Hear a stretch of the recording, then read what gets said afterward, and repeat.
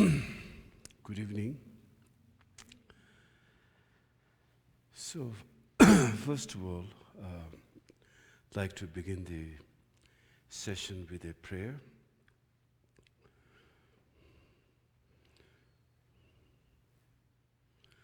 Om nasenam darajanam rupe, taji jujujina shupayi, sangi chudangindam. Kuna jose dajat, tashi sho, dime jibese dendarugo, chimbe jimbe katapadamba, kunangumboji. Rumbo darbazara bedane, simjedam jalabungdam. Yizamze batsirap tabelde, tanzamde betaship.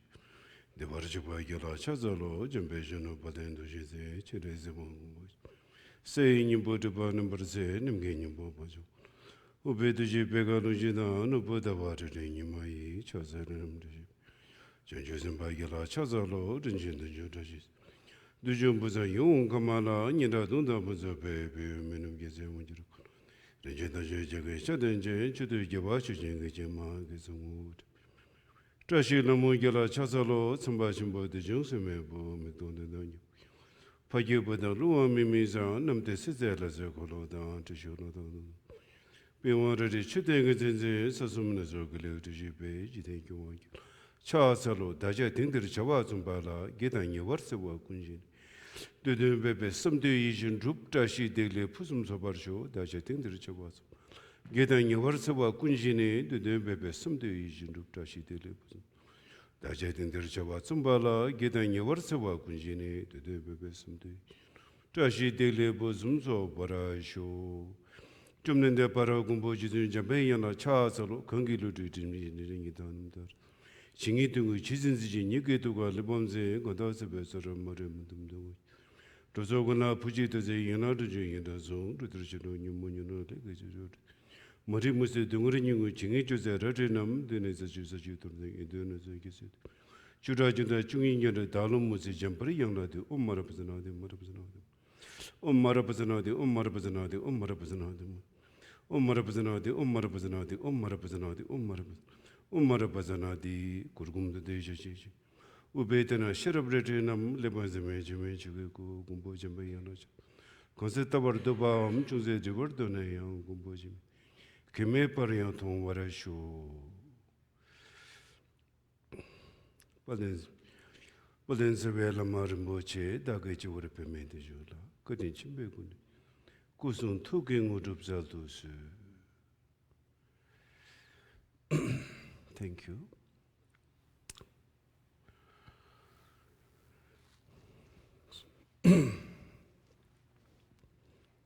So tonight we do sitting practice and meditation.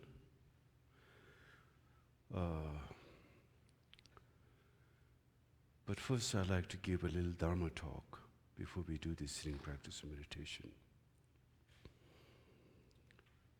After all, you need to know how to meditate, otherwise we'll all be sleeping here.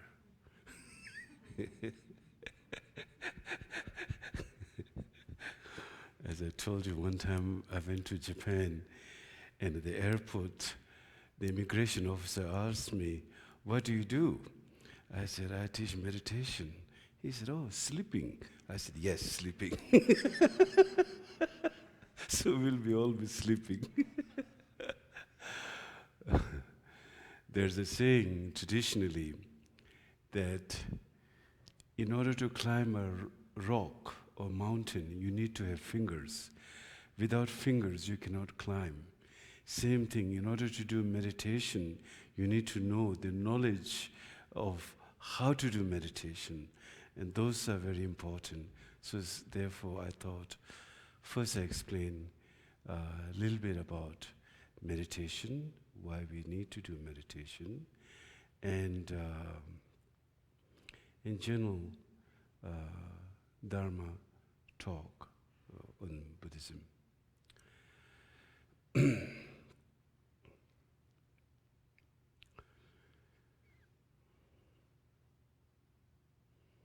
I noticed today some from Denver University. I heard you were here, so you're very welcome. And I'm sure since you're doing religious studies, so you must have some understanding and notion of what different perspective of religion which are in this world, and the difference of theistic and non-theistic tradition, which actually are all, when we, first of all, whether one does a comparative religious study or not, I think what we are really trying to figure it out is to find happiness. That's basically that's basically it. That question, and that's what we go to school and college and university and Dharma centers, so that we can learn about ourselves. After all, there's nothing more than that, to learn about oneself and how one can find happiness in one's life, which is the most important thing in our life, is discovering happiness. So all many different religious traditions talk about discovering happiness in their own different ways. And we can say that many of them have contributed greatly for the welfare of humanity, not only humanity. From the Buddhist point of view, it is said that all sentient beings want happiness, not just the humans, but even the creatures, animals. As long as there's a sentient, means a consciousness, as long as there's a consciousness, they just simply want happiness. It's not a question how smart you are or how stupid you are. Just because you're stupid, you deserve less happiness. I'm more smarter, I deserve more. We don't talk about that. We just simply want complete, utter, totality, freedom and happiness. Just period. That's it. That's each and every being try to seek that. The great, one of the great masters, whose name is Sakya Pandita, he said, why do you think the ant is moving here and there, running here and there? Because it thinks that it will find happiness. That's the only reason. They try to make their nest, they try to collect food, they have the whole order system so that there can be happiness, just even for ants.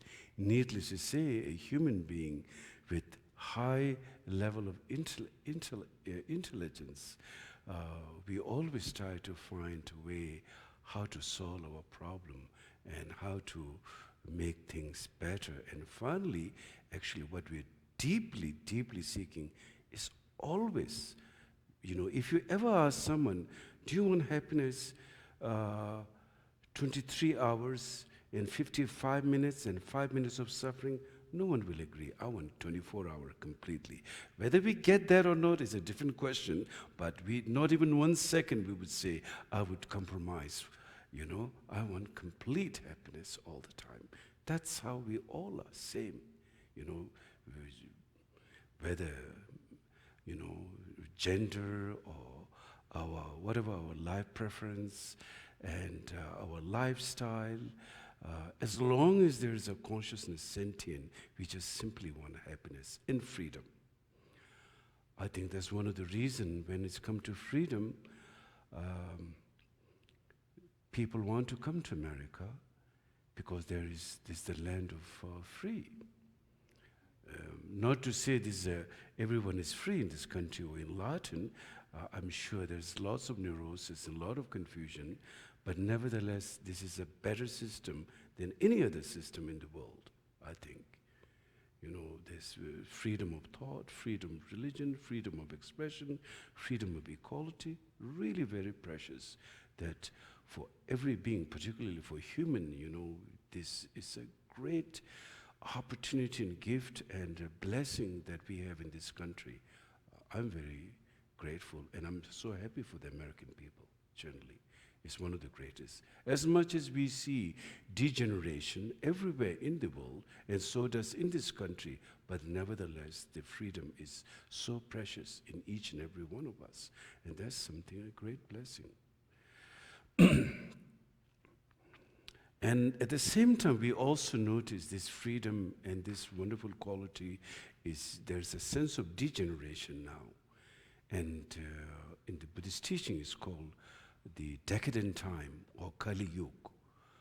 Kali Yuga means everything coming to a heightened neurosis. If you look at our environment, degradation, degeneration, environmental degeneration, ecological degeneration, all started with our inner emotion, heightened neurosis, because when you don't respect your environment, then naturally those are byproduct of what things happens. Since we all live in this world and we are all in the same boat, then we all get affected. So I think to know that ethical values, I think extremely important, what is known as secular ethics. Now this is something His Holiness Dalai Lama has been trying to promote, what is known as secular ethics.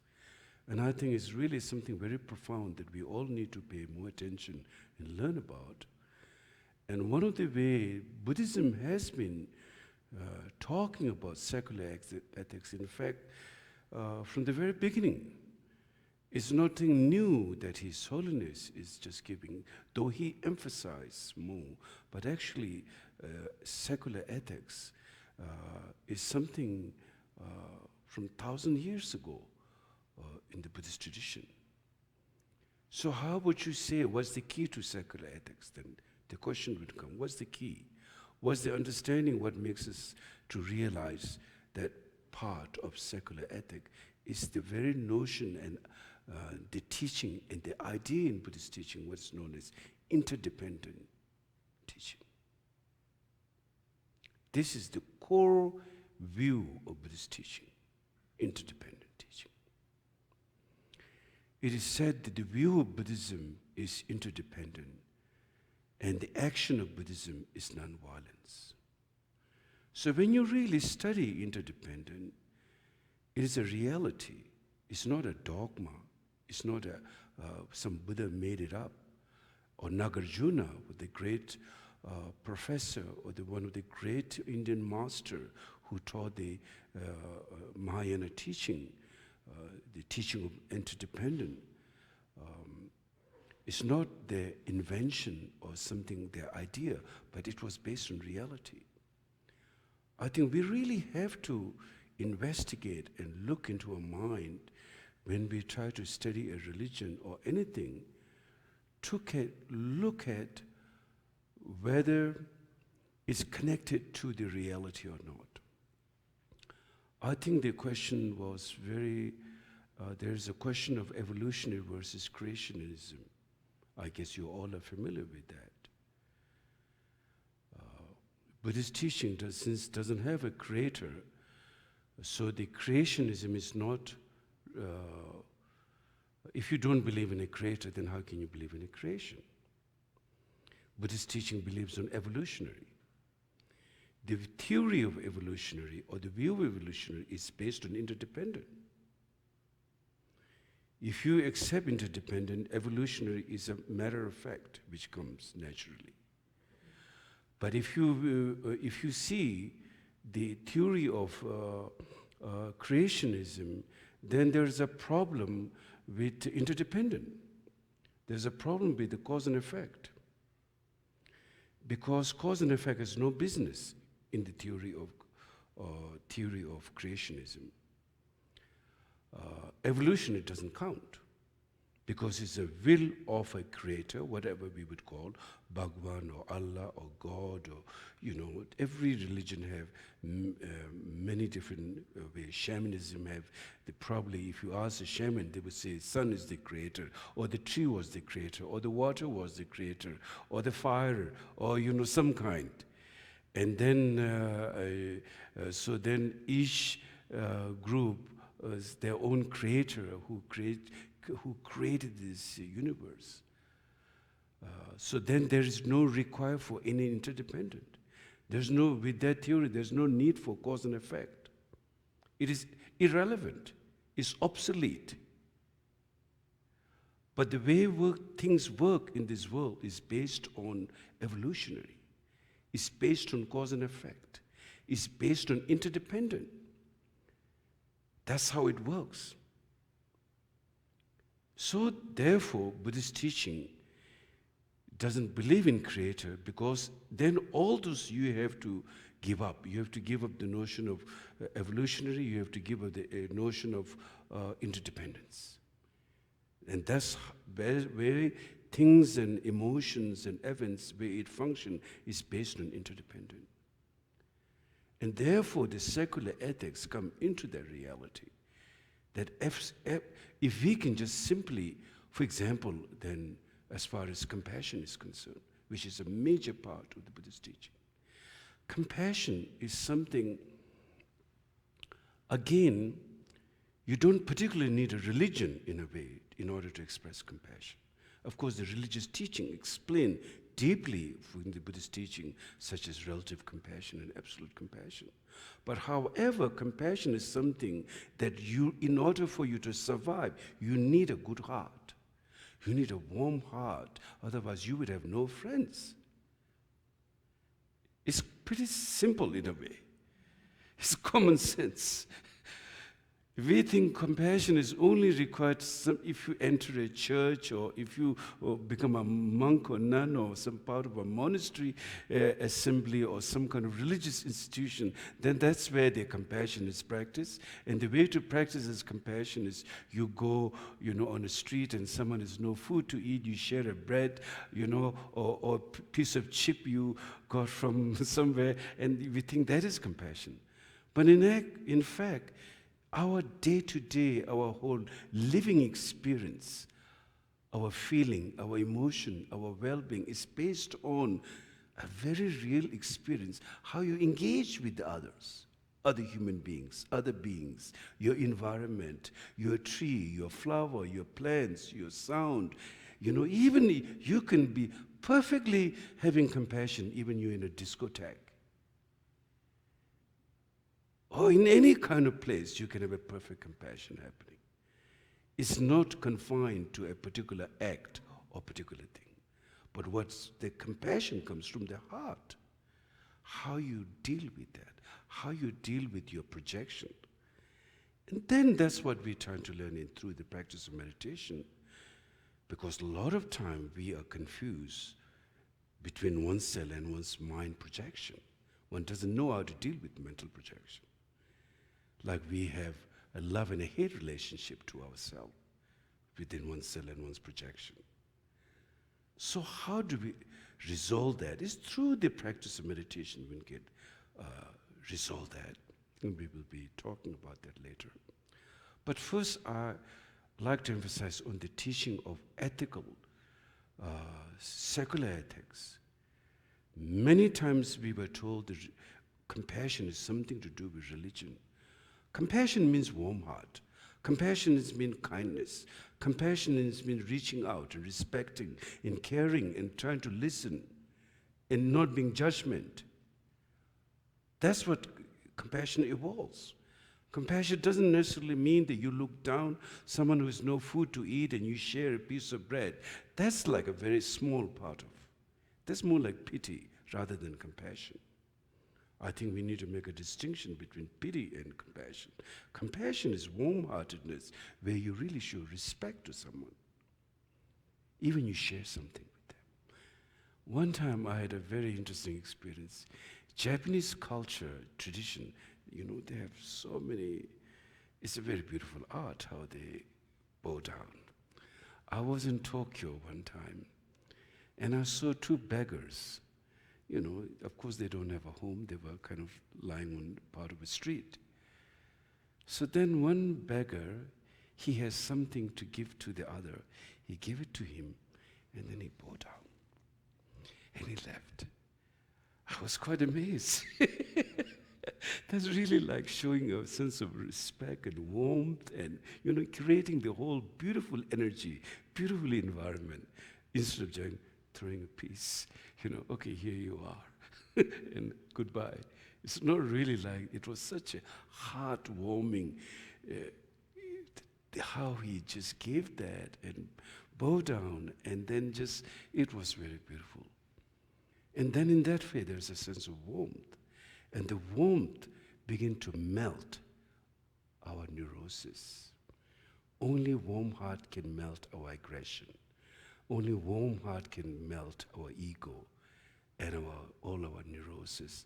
And then, since this root of our suffering comes from neurosis, once the neurosis is melt, or whatever we use the word, once the neurosis is worked and purified, then happiness is there. You ask yourself, where is your pain coming from? Where is your confusion coming from? Some level of egoistic, very self-centeredness, lot of aggression, something of that neurotic mindset, negative mindset brings out suffering. That's the only cause. There's no other cause.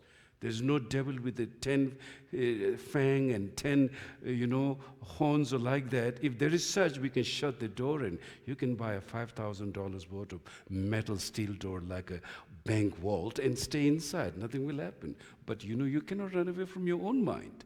No matter where you are, that inner kind of demon will always be there. So the inner neurosis, inner negative mind, that's how we need to, understand. We need to see that, and we need to, go beyond that. That requires compassion, warm heart. So warm heart is extremely important.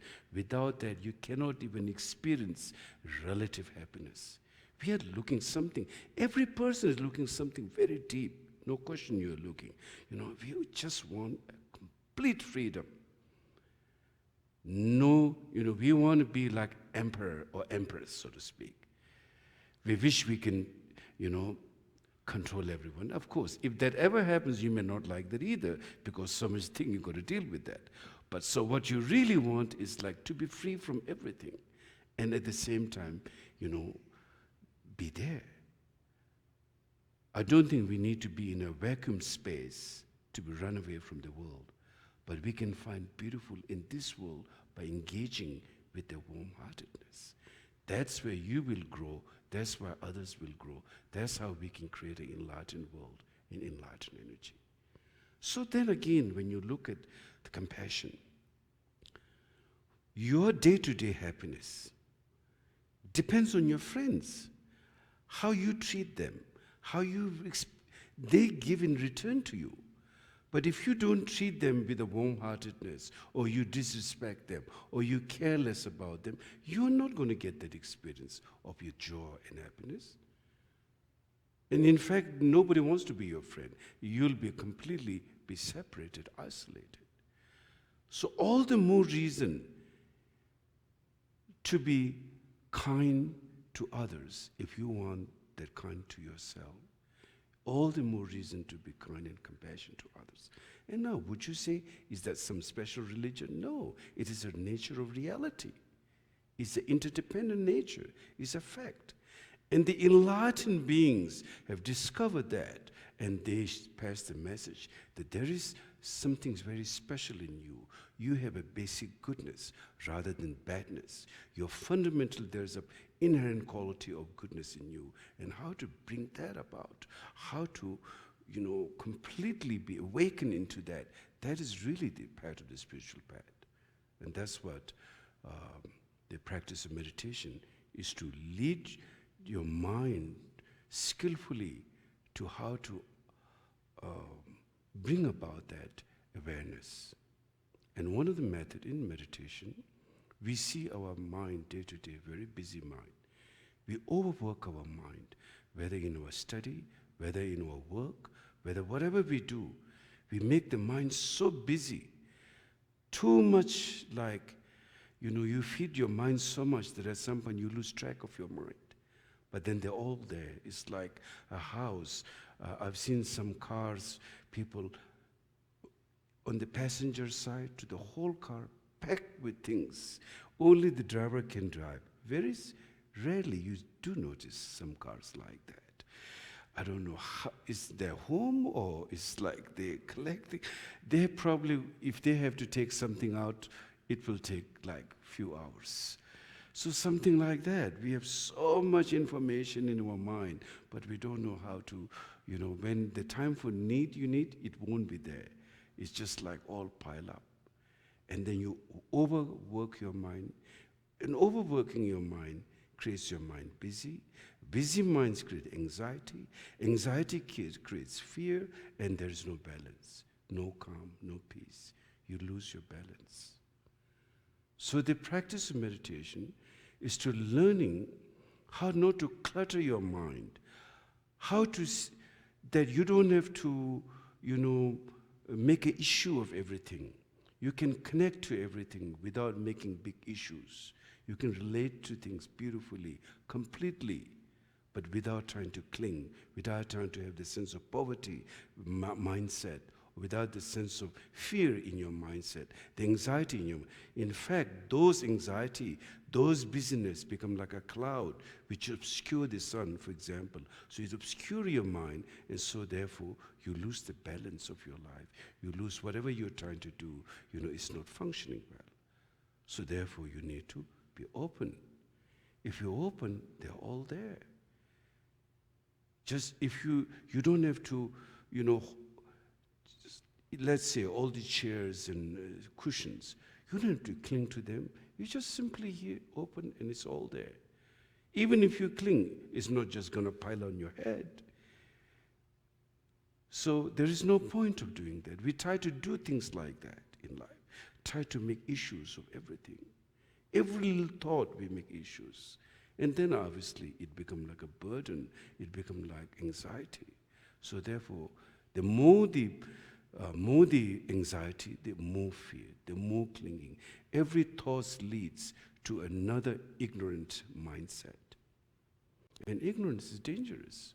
The very word ignorance is not a very pleasant word.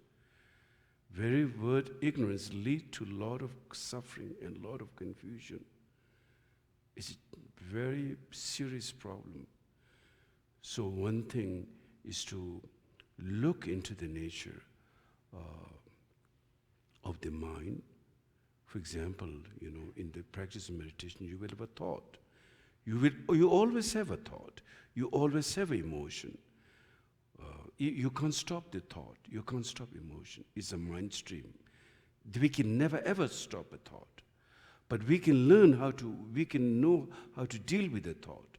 But if you try to say, I'm going to stop the thought, in fact, the more you try to suppress, the more it will agitate. The revolutions have come from that. Trying to stop thoughts, try to suppress. And people react. If you're told you cannot do this, you want to do that. It's the same thing with the mind. If you try to stop your mind thinking, it will react more. But if you just completely open, it will just come and dance, and it will, go back to its basic space, basic ground. The clouds come out of the sky, and they dissolve into the sky. Waves come from the ocean, they dissolve back into the ocean. The ocean is innocent. Water is innocent. We make some issues out of the innocent water. Oh, there's a terrible looking waves, scary looking wave. Actually, it's nothing other than the water itself. That wave has to come down into the water finally. Where else it was going to go? And when it's come down, it has always been part of it. It's just a different shape, but it is innocent. Same thing, if you know how to look at your mind, all your emotion thoughts are like arising. If you let them be without trying to judge them, they will, the energy will be released, it'll be freed, and it can do more positive, creative, rather than destructive force. But when we try to fight against it, that's where it fights, and destructive situation comes out of that. So practice of how to know the mind become extremely important from the Buddhist teaching, because after all, it's your mind. If you are confused in your mind, everything is confused. If you are clear in your mind, you transcend from all confusion. So therefore, practice of meditation become extremely important. And warm-heartedness. So there's the warm-hearted compassion, which when you're not in meditation, day-to-day life situation, you know that your kind-heartedness is the very source of others' affection to you.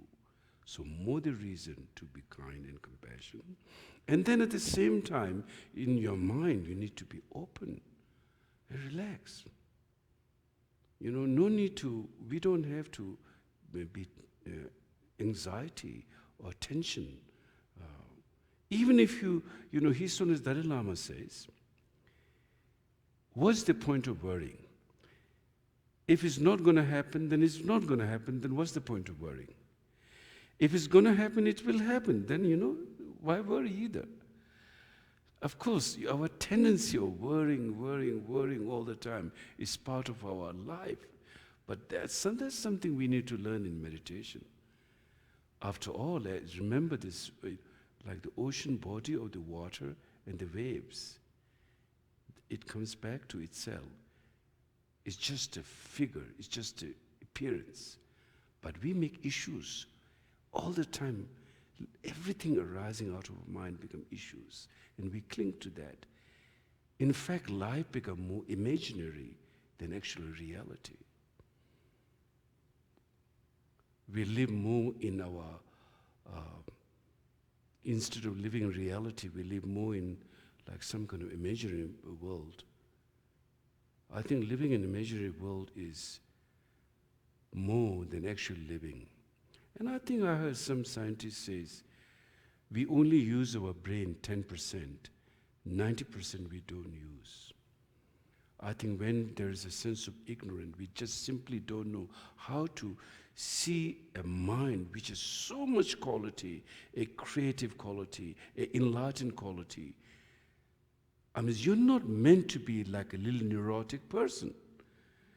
You're meant to be enlightened energy, a warm-hearted compassion, creativity, to heal yourself and heal others and make a world enlightened world. We're not, to make confusion in living in our little house or, in our environment and just a representation of ego and neurosis and lack of warm-heartedness. It doesn't make sense. And that's not who you are. You have something really deep inside to open up, to contribute to yourself and to everyone. Natural quality, not something you make up, but natural. And that needs to be discovered. And I think only it can happen through a practice of meditation and compassion. It cannot happen with any other kind of mind, but it can happen with kindness. Kindness has a long view, not like short-sighted. We saw in 2008, when the greed of corporate leaders, the short-sighted, destroy economy, destroy world, destroy so many jobs in America. That's what the greed and confusion does. While if they would have a warm respect for environment, respect for others, it would have been so much different. So I think in our own life, we need to create the right environment for our mind to be happy, calm, and so you can accomplish your vision in your life in the right way. So something like that. And now we will do meditation. When we do meditation, first one is to sit in the right posture. So best is to sit in a crossed leg, or you can sit in the chair. So when you sit, you should be totally relaxed. Your chin should not be going up or neither going down. Just straight and relax. And then your chin should not be bent inside. No, it should be facing up. Just like that, straight and relax. No penetration from the eyes. Don't try to look far away, but rather somewhere like 2-3 meters ahead. And relax in the space, just relax. So now think like this. Either you're sitting on a chair or you're sitting on a zafu. which is meditation cushion. So think, on the chair or on the zafu is my body. In my body is my mind. And now mind, drop it. Relax. Usually we always busy mind, chattering mind. Now you drop your mind. You're just here and now on this chair. You're not running away. You're not lost. You're present with your mind here and there. And then you're breathing. Natural. Without breathing, we will be dead. So we don't even think about it. It's a natural process. But you want to use the breath in the practice of meditation. So when you're breathing through your nose, now mindfulness. Mindfulness is very important. When you just simply try to be with the breath. When you breathe out, your mind is focused to the breath.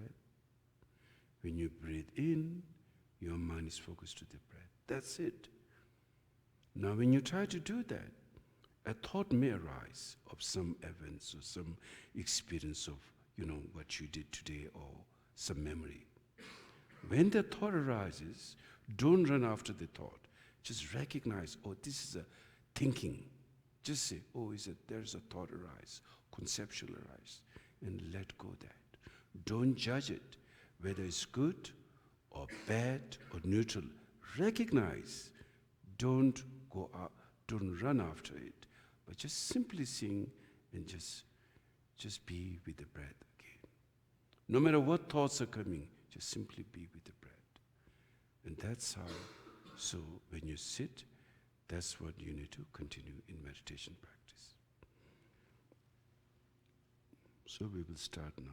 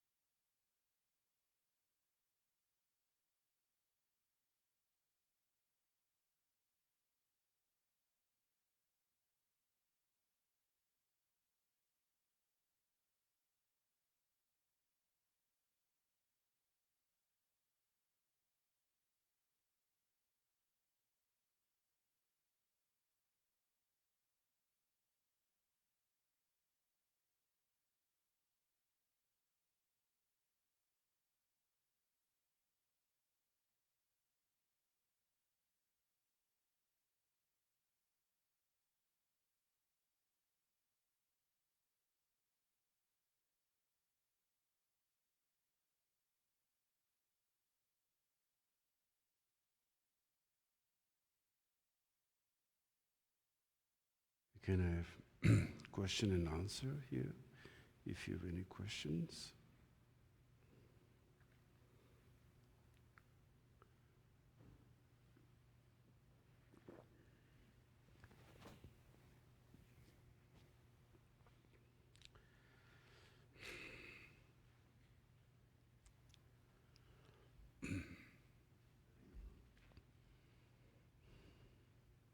Rinpoche, sometimes I live in the hills and I go for a hike and I try to meditate while I'm hiking, and I really make an effort to keep my mind clear and just walk.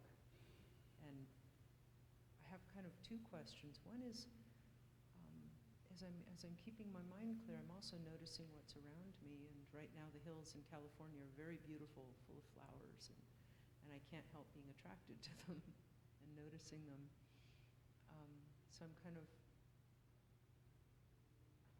it sounds silly to ask, but is that okay? And the other question is there a different benefit or more benefit from just sitting as opposed to walking when to meditate walking? Walking is post-meditation. Sitting is, while you're sitting, you're being present there. Your mind is very much with yourself.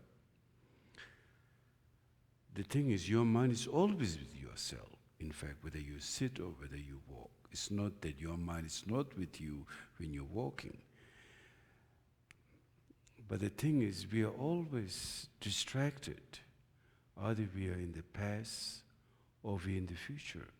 We're never with present moment with ourselves. Therefore, mind is no rest. Mind is restless.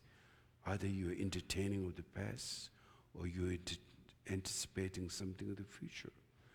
And so you're constantly entertaining the mind. You can never be there. Just be with the mind. So when you sit, you're just being there. And then that effect, for example, if you do a meditation every morning, then that whole day you will see a difference. How you're much more open. You're more inquisitive. Your mind is more clear. You're much more relaxed. You're not that tense. It has tremendous benefit. Obviously, even the medical science says blood pressure goes down, your immune system goes up, your mind is clear. Then if you're studying, you can concentrate because your mind is there. Your mind is very powerful. If you are always distracted, for a moment you're reading some book, but your mind is gone. Your mind is never there. So the benefit of meditation, you're always there. Whatever you do, you can see all the way through. And not only that, your mind is very calm and clear, so your intuition, a lot of time, we kind of try to understand other people through our intuition or our environment, what's happening through feeling or intuition. And if the mind is not present, then you can't have those clear sensitivity to that. In that way, you cannot discriminate clearly what's good and what's wrong. So if your mind is calm and clear, then you will be able to see things unbiased, and you will have able to deal with that situation on the spot. So, tremendous benefit. And then when you walk, you should also have your awareness, mindfulness. It's always good to be present, isn't it, than being lost. We are lost most of the time. You're never at home. Therefore, you're restless. Your body is there, but your mind is always gone somewhere. You never try to be with yourself. So therefore, mind is never at home. When you're sitting, you're being with yourself. And then once you have a stability, you have a mindfulness, you have awareness, which is clear, then wherever you go, your mind is more present. You're with your friends, you're with your family, you're talking at that time. The restlessness, if you look at restlessness, 3, 4 people going to a restaurant, friends get together, everyone on their cell phone, because your mind is restless. It's a sign of restlessness. It's not a good sign. You can't always you've got to be somewhere. You need to talk with that person. You need to have conversation with that person. You need to be in that environment. But you're lost. Same thing, without the cell phone, day to day, our mind is always too busy. Therefore, there's no peace. You can't deal with situation. And even you try to reach something, you just half-heartedly. It's like it's like eating a half-cooked, half-baked bread all the time. What happens if you eat half-baked bread? A lot of diarrhea. That's the life experience. That's the life keeps going like that. So it's good to meditate.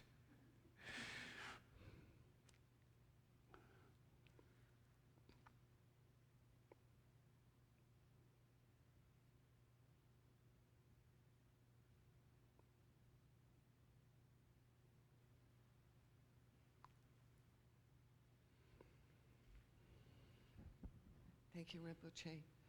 Rinpoche, could you speak a bit more? I think you were talking about a warm heart melts the ego and neurosis. Would you mind speaking a bit more about that?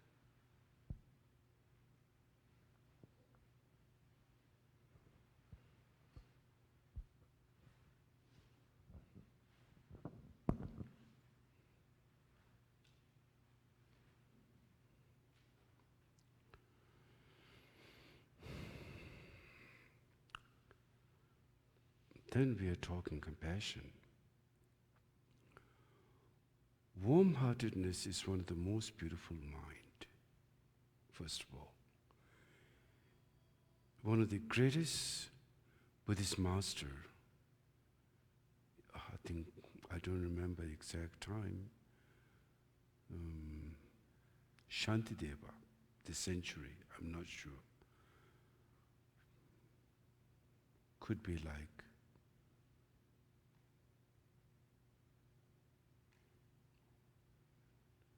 5th, 6th century, something. I'm not sure, but a long time ago.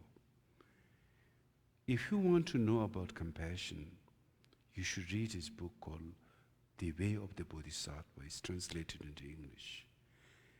And there is no book in this world as much as on warm-heartedness, how to build warm-heartedness and compassion. He said that mind of warm-heartedness or compassion is the healer of all our emotion sickness. He said warm-heartedness, the compassion, is like the escort. If you go through a dangerous zone, you need a bodyguard. When we go through our aggressions and neuroses and afflictive emotions, we need protection because they are the source of our suffering and pain. And at that time, that escort, that bodyguard, so to speak, that escort is warm-heartedness, that compassion. And warm-heartedness, the compassion, is the friends of all being, Shantideva further says. Without compassion, you can never have any friends. So the benefit of compassion, after all, as I said, you are a basic, we all have basic goodness. We're not bad. We're just confused. We're not bad, we're just confused. Now, if you really put confusion versus wisdom, confusion has no valid ground. Confusion can fall apart the moment you see the reality. But unless the reality is seen, confusion takes it over, sort of like you have no power. Then further, like in the Bodhicitta Avatara teaching, Shantideva says, when somebody gets angry to you, he or she at that moment have completely destroyed their own happiness. no control to their mind. Because nobody wants to be angry. Nobody wants to be suffering.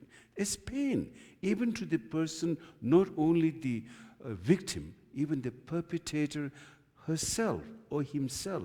At that moment of anger, they're not happy. Definitely not happy when they get angry. They couldn't think anything. The world become like a fire. It's just like being in the midst of fire. Totally destroy happiness. Who wants that? Nobody wants that. No, we don't want pain, even for an instant, but no control. So when we are overwhelmed by that kind of afflictive emotion, that anger, let's say, anger is one of the worst emotion which destroy so many things. You have done, let's say you have a friend, and have a wonderful relationship, you've done a lot of good things to that friend, but one anger can destroy all those things right off. And people just separate. A very destructive force. So, but when you really look at someone's getting angry, he or she lost control. They're not in that sense. So, would you want to be seeing that he or she has no control? In fact, you will have more compassion arising at that time, warm-heartedness. And if you can do that, you can make even enemy into friend. We make our friends enemy due to lack of wisdom and to our own confusion. Talking about making your enemy into friend is out of question. We make our own friend into enemy so many times. That's the destructive nature of that aggression, anger, and emotion. So therefore, when you see the reality that being one's happiness, but lost control, then instead of anger coming to them, you will have more caring. It's more like, truly there is like in fact, it is funny. In fact, it's of course, it's not to be laughed at, but it's so funny they're getting angry. That you can develop that kind of mind strength, and then you can reach out instead of disengaging. You can really reach out, and and then you can connect, and you can help them, and both can have a beautiful something born out of that warm-heartedness, compassion. Our usual way, somebody's angry, you are back at angry, and everything gets out of control, and more neurosis, then jealousy. Then you said, oh, that person said this to me in the past, even more anger. Then you tell your friends, they also become enemy of your friend. Then you know what the Arab saying, whoever is the friend of my enemy is my friend. That's kind of, we live in a world, attachment and aggression, attachment and aggression, attachment. The whole world become chaos. Chaotic world. Whoever, you don't even have an unbiased mind. Just because somebody doesn't like your friend, you also don't like that person. It's silly. You need to have an unbiased mind. In fact, we need to really, there is no badness. There's lots of goodness in each and every being. And we need to bring that out. So compassion is the way to make friends and way to heal ourselves, way to, once you have that warm-heartedness and wisdom, you heal yourself and you heal others. So therefore, very, very important.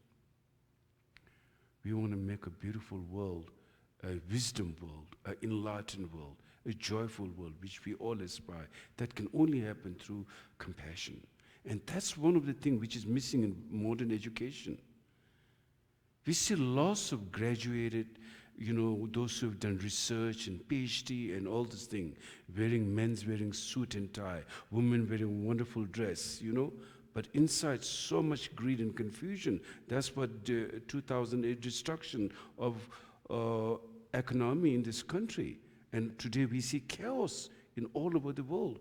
People dress outside look like very civilized, inside living like Stone Age time. No compassion because lack of compassion.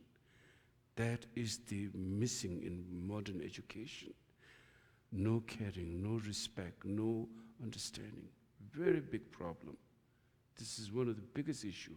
I think His Holiness Dalai Lama has been talking about this. In Canada now they have number of schools, they have been doing inner values on caring and compassion. And there's been a huge change in number of schools based on Dalai Lama's direction. I think, and we need to have some kind of really understanding the inner value. Otherwise, we all look like civilized outside, simply inside like animals. Something I think important to have warm-heartedness and compassion.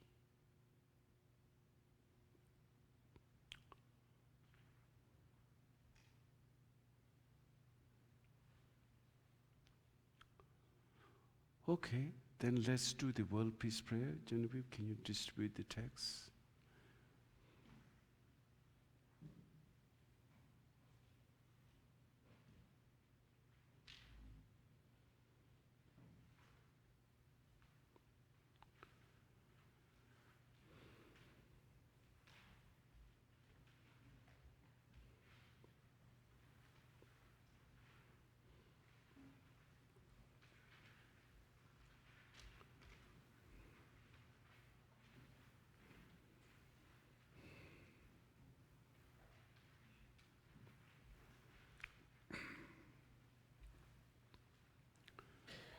Okay, we do together. In the world in general and in this nation, may not in the names, disease, famine, war, and suffering be heard. May virtues, qualities, and merit and prosperity greatly increase. And may continuous good fortune and sublime well-being perfectly rise. In the world in general and in this nation, may not in the names, disease, famine, war, and suffering be heard. May virtues, qualities, and merit and prosperity greatly increase, and may continuous good fortune and sublime well-being perfectly rise. In the world in general and in this nation, may not even the names, disease, famine, war, and suffering be heard. May virtues, qualities, and merit and prosperity greatly increase, and may continuous good fortune and sublime well-being perfectly rise. By these merits, may all beings gain omniscience. Thus, the turbulent waves of birth, old age, sickness, and death. From the ocean of may all beings be liberated. Thank you. Thank you.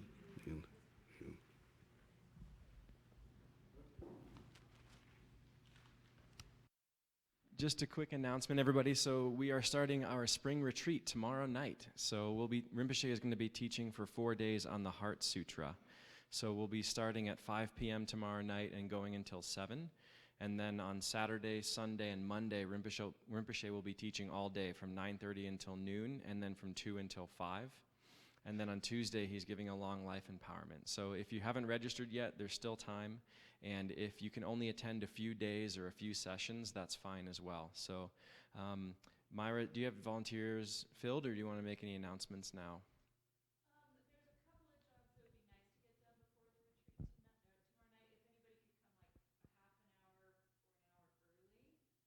Yeah, so people can come at 4 o'clock tonight. Registration starts at 4. So if you can come, then that would be great to help get the center ready. All right. Thank you, Rinpoche.